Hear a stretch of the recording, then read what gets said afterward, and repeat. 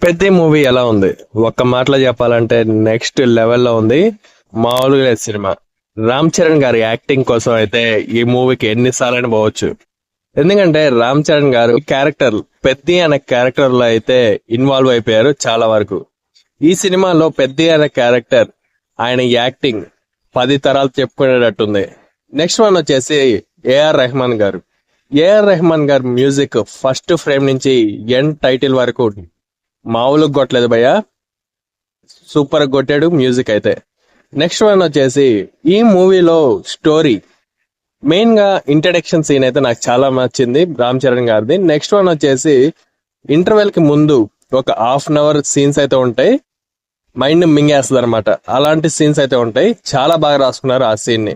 Second half కూడా చాలా బాగా స్టార్ట్ అవుతుంది, కొంచెం లాగ్ అయింది అంటున్నారు, కానీ నాకైతే అస్సలు అనిపించలేదు. చాలా అంటే చాలా బాగుంది మూవీ.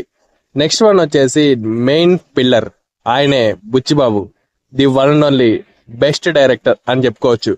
కేవలం ఒక్క మూవీ ఎక్స్పీరియన్స్ తో ఇంత మంది స్టార్స్ పెట్టుకొని ఇలాంటి సినిమా తీసాడంటే మామూలు విషయంగా